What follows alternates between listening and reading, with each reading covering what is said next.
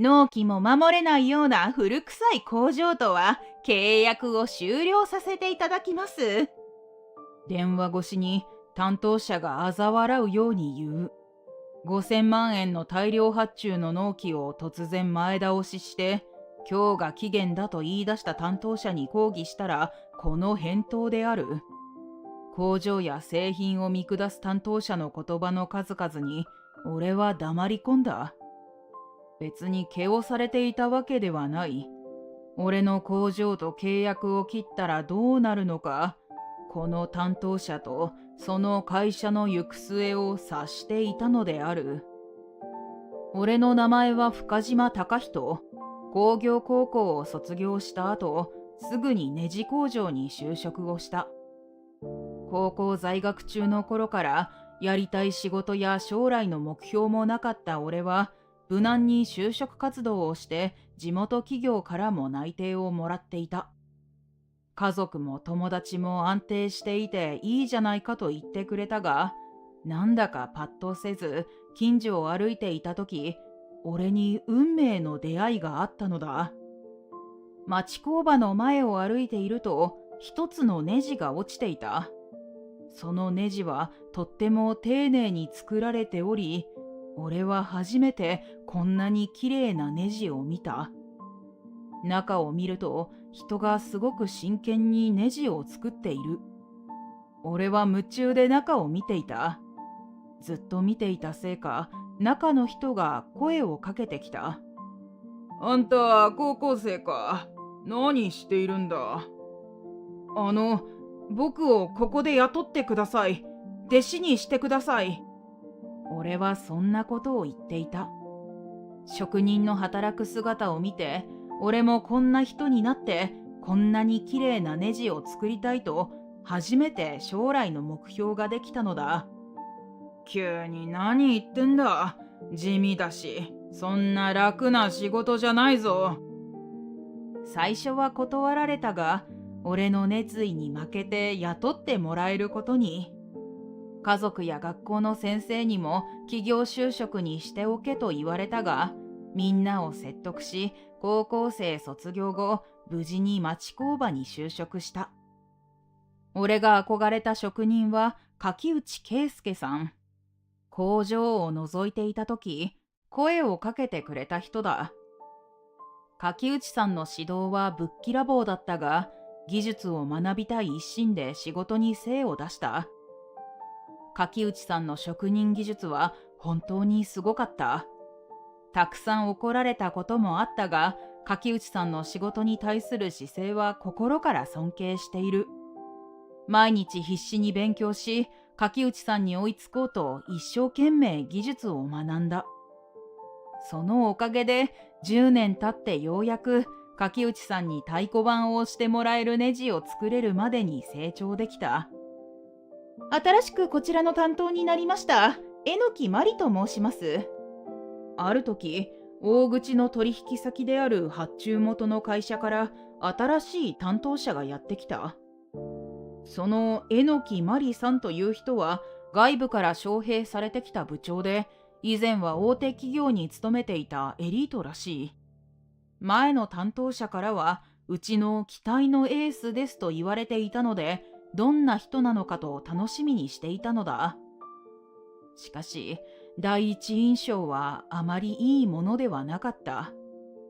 挨拶も不愛想で、二言目にはこんなことを言ってきたのだ。なんかここ臭いわね。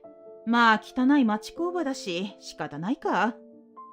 俺と柿内さんの姿を下から上まで見定めるように見てきて、少しバカにされている気分だった。そして挨拶は名前だけで適当に済ませ、早速ですがと切り込んでくる。お宅のネジは高すぎます。価格を何とかしていただけないのなら、このままお取引するのは厳しいです。今までこの会社の人にそんなことを言われたことがなかったため、少し驚いたが、新任で知らないのだろうと思い、丁寧に説明する。そうですよね。他社と比べると価格は高くなっています。ですが、うちは大量生産ではなく、一つ一つ丁寧に作っていますので、この価格になってしまうんです。そして、実際作業工程を見てもらおうと思った矢先、榎木さんが鼻で笑った。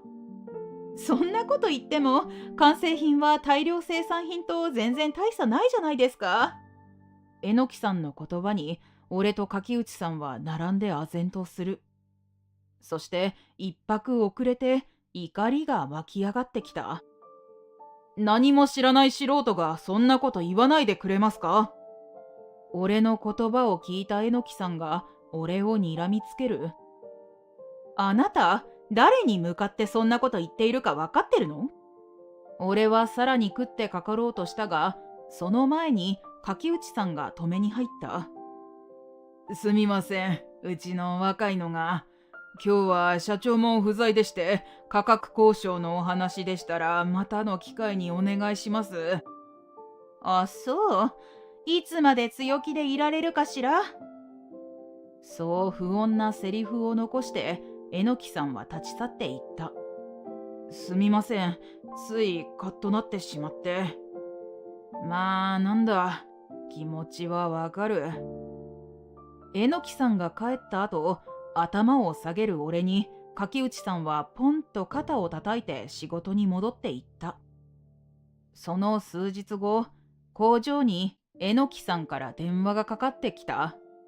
一瞬文句の電話をかけてきたのかと警戒したが、内容は発注の依頼だった。本気でおっしゃっていますか？そのことに胸をなで下ろしたのもつかの間、今度は発注内容を聞いて仰天してしまう。過去最大の大量注文の電話だった。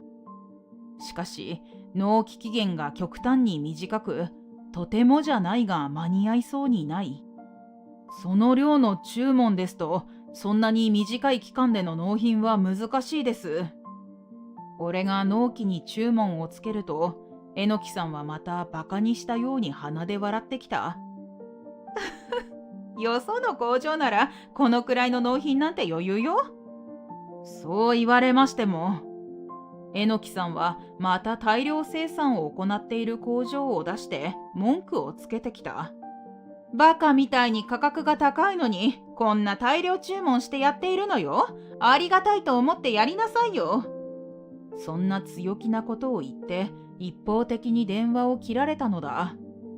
俺はすぐに柿内さんに相談をした。またそんなことを言ってきたのか。もうわかった。職人の意地を見せてやろう。いやでも、この納期じゃ現実的に厳しいですよ。高人は何も知らないやつにバカにされて悔しくないのか。悔しいに決まってるじゃないですか。うちのネジを大量生産品と変わらないって言ってきたんですよ。そうだろう。高人ももうすっかり一人前になったし、みんなで協力してあの担当に目に物見せてやろうじゃないか。そうして俺たちはその日から総動員で納品に向けて取り掛かった。従業員みんなで朝早くから夜遅くまで働く。ヘトヘトになりながらも決して品質を落とさぬよう細心の注意を払っての作業となった。だがそのおかげでなんとか目処が立ってきた。納品期限の数日前、忙しく作業をしていると工場に一本の電話があった。榎木さんからだった。一体何の電話だろうと俺は少し嫌な予感がした。今日が期限だけどネジはできたの？思いもしなかった榎木さんの言葉に驚く。いやいや、お話ししていた納期はまだ数日先ですよ。慌てて榎木さんの言葉を訂正する。いいえ、今日が納期です。だが榎木さんは疑うことなくきっぱりとそう言い切ってきた。俺が何度も言われていた納期と違うと抗議をするが、榎木さんは今日が納期だと一点張り。これでは拉致が開かないと思っていると、榎木さんは冷静に切り出した。もういいです。間に合わないのならいりません。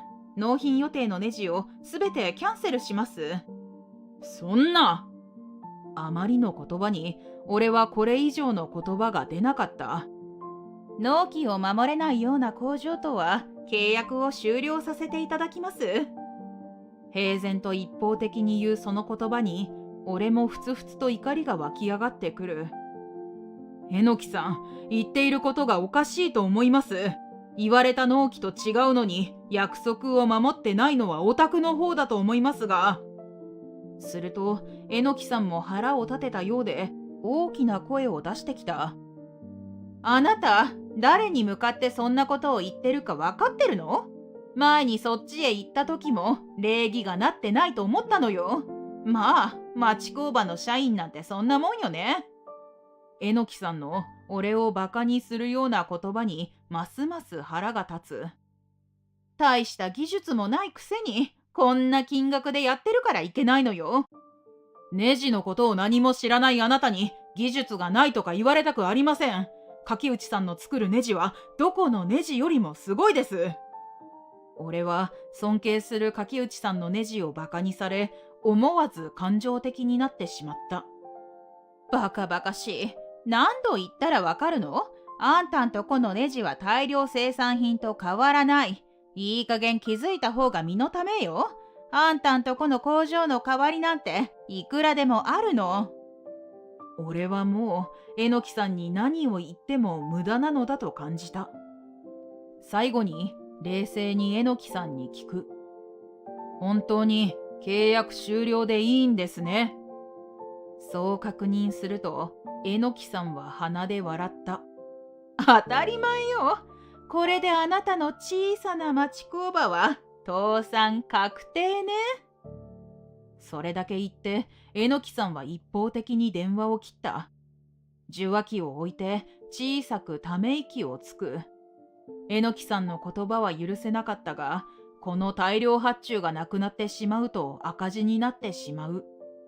榎木さんに納品するネジのため他の仕事はすべてキャンセルさせてもらっていたし、何より最大の発注元を失ったのだ。慌てて俺は柿内さんに今の電話の内容を報告した。それに柿内さんも眉間のシワを濃くして口をへの字に曲げた。何度も納期はまだ先のはずだと言ったのですが、納期は今日の一点張りで守れないような工場は契約を終了するって電話を切られました。柿内さんは俺の話を渋い顔で聞いていたが、最後はとても冷静だった。そうか、しょうがない。それだけしか言ってくれない。榎木さん、うちのネジの技術は大量生産品と変わらないって言うんですよ。だから俺も感情的になってしまってすみません。高人は何も悪くない。気にしなくていい。でもこの注文、いや大口の取引先を失ったんですから、これから工場が。良さのわからない人間に俺はこのネジを扱ってほしいと思わん。工場長も分かってくれるさ。柿内さんはそう言うと、工場長と話してくると言ってその場から立ち去ってしまった。それからしばらくの間、俺は今回の一件を引きずって過ごすことになった。俺がもっとうまく対応できていたら大切な取引を失わずに済んだはずなのだ。柿内さんや工場長をはじめ仲間たちに申し訳がない。どうやって責任を取ればいいのか、毎日頭を悩ませていた。ところがその数日後のことだ。失礼いたします。発注元だった会社の社長が榎木さんを連れて工場にやってきたのだ。顔色が悪い社長の様子が気になりはしたが、榎木さんの姿が視界に入った瞬間、俺は何の用事かと彼女を睨みつけてしまった。この度は誠に申し訳ございませんでした。社長は工場に入るなり、いきなり土下座をして謝罪をしてきた。突然の土下座に驚いて唖然としてしまったが、柿内さんは冷静に社長に話しかける。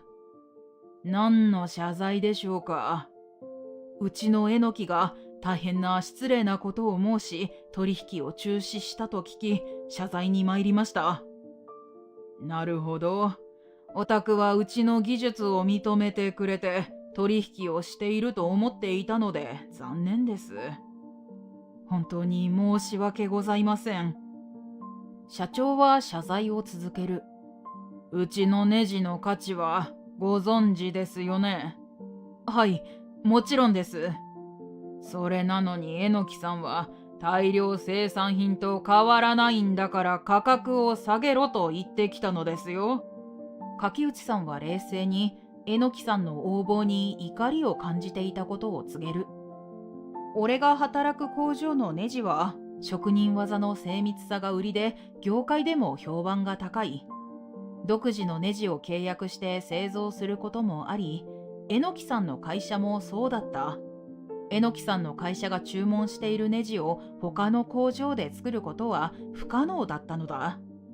しかし、榎木さんは転職したばかりで、そのことを理解していなかったようだ。榎木にはしっかり言って聞かせました。このネジは他の工場では作れないんです。どうか許していただけませんか。こちらもいい関係で取引していると思っていましたが、一方的に契約を解除すると言ってきたのは榎木さんです。柿内さんは静かに、だが相当怒っていたようで、許すつもりはなさそうだ。榎木は転職してきたばかりで、早く実績を作ろうと、手っ取り早くコスト削減として独断で契約を切っていました。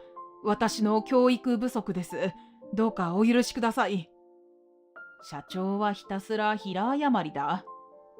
すると、工場に来てからずっと罰が悪そうに立ち尽くしていた榎木さんが口を開いた。本当に申し訳ございませんでした。何も知らずに自分の評価を上げることしか考えていませんでした。今までのバカにしたような態度とは一変し、本当に泣きそうな顔をしている。社長の必死に謝る姿を見て、ただごとではないとやっと感じたのだろう。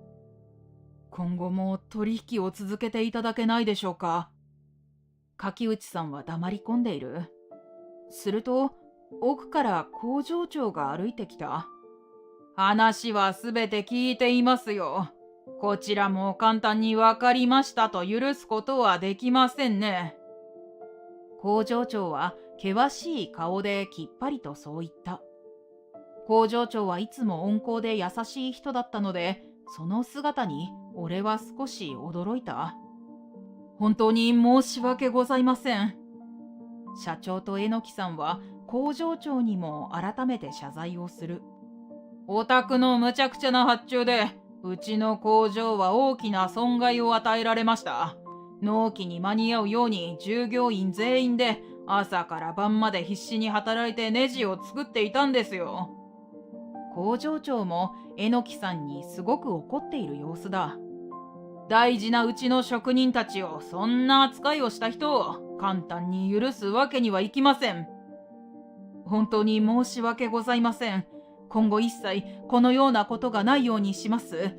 榎木も担当から外させていただきます。社長の必死な土下座の謝罪に工場長は少し困った顔で考えているようだった。わかりました。でも条件があります。以前の価格より割増で請求をさせていただきます。あと、うちの職人たちにしっかり謝罪をしてください。そうきっぱりと社長に言い放ったのだ。俺は工場長の強気な条件に驚いた。しかし、それだけ職人のことを大事に思ってくれているのだと嬉しくなる。もちろんです。本当にありがとうございます。社長は工場長の強気なその条件を受け入れた。それから社長と榎木さんはひたすら謝罪をして帰っていったのだ。数日後、工場に榎木さんの会社の人が来た。新しい担当者が配属され、挨拶にやってきたようだ。榎木さんより若く、また工場をバカにするような人だったらと、俺は少し不安になった。しかし、新しい担当者は元気にしっかり挨拶をする好青年で、感じもすごく良かった。この度は本当に申し訳ございませんでした。今後もお取引よろしくお願いいたします。もう散々謝罪もされたのに、しっかりまた改めて謝罪をしてきたのだ。もう済んだことだし、工場長も許しているから謝罪はいりません。いいえ、職人さんたちにもしっかり許していただきたいので。社長にいろいろと言われたのだろうが、その姿勢には好印象しかない。新しい担当者の人柄もあり、他の職人たちともすぐに打ち解けることができた。ある時、俺は榎木さんのことを聞いてみた。そういえば、あれから榎木さんはどうなりました？懲戒処分になって役職もなくなり、今は窓際部署に送られました。そっか、なんか申し訳ないね。俺が苦笑いをしながらそう言うと、担当者は真剣な顔でこう言ってきた。いいえ、榎木さんが悪いと思います。僕たちのような会社は、深島さんたちのような職人さんがいなければ成り立ちません。職人さんたちをバカにするような人は当然の報いだと思ってます。新しい担当者はそうきっぱり断言してくれた。すごくうちのネジのことも職人のこともリスペクトしてくれており、頑張ってきてよかったと心から思ったのだ。それから担当者と話をして、日々の業務内容なども聞いていた。俺は職人の仕事しか知らなかったので、みんな大変な仕事をしているのだと感じた。榎木さんのことは許せなかったが、榎木さんも自分なりに必死に仕事をしていたのかと思った。自分の評価のためにコスト削減をするにはと考えた結果の行動だったのだろう。方法は間違っていたけど、榎木さんも仕事を頑張る気持ちは一緒だったのだと今では思う。職人がやれているのも発注元の会社やその社員のおかげでもあるなと初めて感じたのだ。そんなことを知ることができたのも榎木さんのおかげかもしれないと少し感謝をしている。これからはそれぞれの仕事に敬意を持っていいものを生み出していきたいと思っている。